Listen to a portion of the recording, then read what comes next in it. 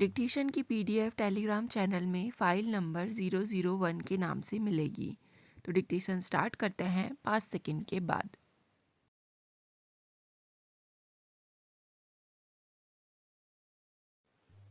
इस किताब में अभय लगातार इस बात की ओर ध्यान तो खींचते हैं कि किस तरह यह बहुसंख्यकतावाद विरोधी विमर्श हिंदू समाज को सुधार के माध्यम से एकताबद्ध करने के इतिहासों के साथ आरएसएस के लंबे रिश्ते को नकारता है। साथ ही उसके इस नकार में वे एक और प्रकृति की शिनाख्त करते हैं। यह प्रकृति आरएसएस को एक अजूबे और फर्जी किस्म की पैदाइश के रूप में देखने की प्रवृत्ति है, जिसके बारे में वह मान लेता है कि उसका असल हिंदू धर्म से कोई लेना देना नहीं है, बल्कि विरोध ही है। जाहिर है कि यहाँ पर मूल सवाल जाति का है, खासकर दलित और बहुजन जातियों का, और हिंदू धर्म की मुख्य धारा से और संघ के बदलते किरदार से उसके रिश्ते का। अभय का मानना यह है कि ऐसा सोचने के पीछे इस विमर्श के पैरोकारों की यह मान्यता काम करती है कि यह संगठन सिर्फ एक अमीर परस्त ब्राह्मणवादी संगठन है, जिसकी पैठ हद से हद बनियों के बीच में बन पाई है।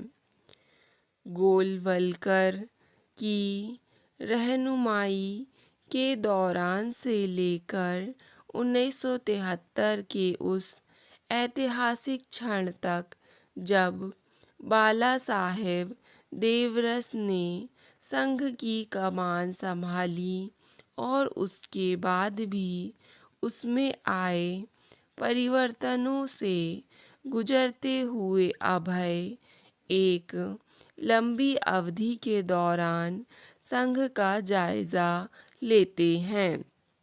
वे दिखाते हैं कि किस तरह 1974 में पूना में आयोजित होने वाली वसंत व्याख्यानमाला के मंच से दिया गया देवरस का वह भाषण, जिसमें वे अस्पृश्यता की खुलकर आलोचना करते हुए संघ को एक नई दिशा प्रदान करते हैं, दरअसल यह एक मील का पत्थर साबित हुआ। यहीं से शुरू होता है वह दौर जब संघ लगातार दलित और पिछड़ी जातियों को अपने संगठन और प्रभाव क्षेत्र में खींचकर लाने के लिए तत्परता से जुट जाता है। यही वह वक्त भी है जब संघ राजनीति में सक्रिय भूमिका निभाने की तरफ आगे बढ़ता है। अभय की शिकायत यह है कि उस जमाने की और उसके बाद की सेक्युलर जमात के लोगों ने इस सब की ओर कोई तवज्जो ही नहीं दी, क्योंकि उनके लिए यह शब्द शब्दाडंबर मात्र ही था, जिसका संघ के बदलते किरदार से और दलित बहुजन जातियों से बनते उसके संबंधों का कोई संबंध नहीं था। दरअसल इस पूरे प्रकरण में अभय संघ द्वारा हिंदू एकता के लक्ष्य को हासिल करने के लिए अपनाए जा रहे तरह तरह की नई कोशिशें देखते हैं, जिसे शब्दाडंबर मानकर खारिज कर देना सच्चाई से मुंह मोड़ लेने के सिवा कुछ भी नहीं है। किताब का दूसरा दिलचस्प पहलू यह है कि इसमें अभय हिंदू सुधार और हिंदू एकता के प्रोजेक्ट के दो अलहदा क्षण चिन्हित करते हैं, जिनसे वे संघ का सीधा रिश्ता देखते हैं।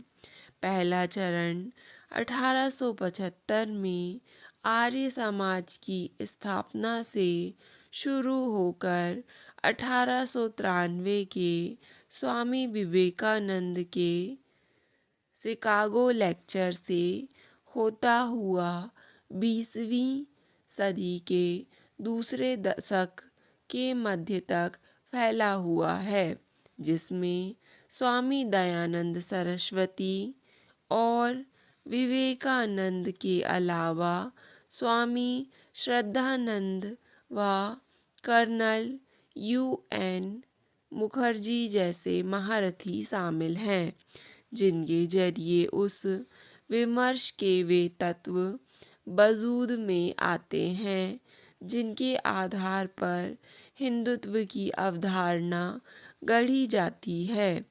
अभय के मुताबिक दूसरा चरण 1915 से 1925 तक का है, जिसमें बालकृष्ण, शिवराम मुंजे और विनायक दामोदर सावरकर हिंदुत्व और हिंदू एकता की धारणा का व्यवस्थित सूत्रीकरण पेश करते हैं। इन दोनों के बीच संबंध को सामने लाने का अभय का आग्रह एक अर्थ में इसलिए बेहद महत्वपूर्ण है क्योंकि इस खेमे में बेहतरीन बुद्धिजीवी भी वे जो इस हकीकत को जानते हैं, वे भी इस रिश्ते को कबूलने से गुरेज करते हैं। इसलिए क्योंकि उन सुधार आंदोलनों और एकता की कोशिशों के केंद्र में दरअसल दलित बहुजन जातियों का सवाल था। संघ के बारे में उनकी यह मान्यता है कि वह एक ब्राह्मणवादी संगठन है। उनके द्वारा इस सच्चाई को कबूलने में आड़े आती है, मगर इसके बाद जब अभय यह कहते हैं कि सेक्युलर विमर्श ने पूरी वफादारी के साथ 1970 में के गंगाधरन द्वारा अपनी पुस्तक में रखी गई प्रस्तावनाओं का अनुसरण किया है, तो थोड़ी हैरानी होती है। गंगाधरन के तर्क की मूल दिशा बकौल अभय यह थी कि उन्होंने पहली बार हिंदू पुनरुत्थानवाद पर बिना सिख या मुस्लिम पुनरुत्थानवाद के परिप्रेक्ष्य में रखे बिना निशाना साधना शुरू किया। इससे ऐसा लगता है कि अभय यह तय कर चुके हैं कि पहले सिख और महिला पुनरुत्थानवाद का आविर्भाव होता है और फिर हिंदू पुनरुत्थानवाद फकत उसकी प्रतिक्रिया में उभरता है। इस विषय पर अब तो इतना काम उपलब्ध है कि मैं उस बहस को पाठकों को खुद तय करने के लिए छोड़ देता हूँ, मगर जो बात कम हैरान करने वाली नहीं है, वह अभय का यह दावा है कि सेक्युलर विमर्श के लिए गंगाधरन का काम बिल्कुल बुनियादी अहमियत रखता है, जैसे वही उसकी नींव हो। दरअसल मैंने गंगाधरन साहब के काम के इस बुनियादी किरदार के बारे में अभय की किताब से ही जाना। भले ही मैं कम से कम 30 साल से इस विषय से जूझ रहा हूँ, अब यह मैं अन्य स्कॉलरों पर छोड़ता हूँ कि वे इसकी पड़ताल करके सच का पता लगाएं। कहीं ऐसा तो नहीं कि अभय भी अपनी सुविधा के मुताबिक एक ऐसा पाठ चुन ले रहे हैं जिससे उन्हें अपनी थीसिस खड़ी करने में सुविधा होती है। अगर ऐसा है तो फिर उनमें और उन सेक्युलर या बहुसंख्यकवाद विरोधी बुद्धिजीवियों में क्या फ़र्क रह जाता है जिनकी वे आलोचना करते हैं। इस लिहाज से यह बात कुछ खलती है कि अभय जहाँ हिंदू एकता और संघ पर अध्ययन करते हुए इतनी सावधानी बरतते हैं, उसके अंदर चल रहे छोटे मोटे बदलावों पर भी अपनी पैनी नज़र जमाए रखते हैं।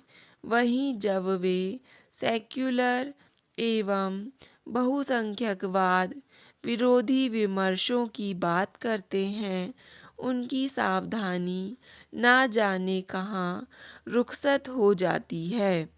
तब वे अचानक 1970 में गंगाधरन द्वारा रखे गए नितांत व्यक्तिगत नज़रिए को एक बुनियादी प्रस्थापना के रूप में पेश तो करते ही हैं, उसमें आ रहे तमाम तरह के महत्वपूर्ण बदलावों को भी वे नज़रअंदाज कर जाते हैं।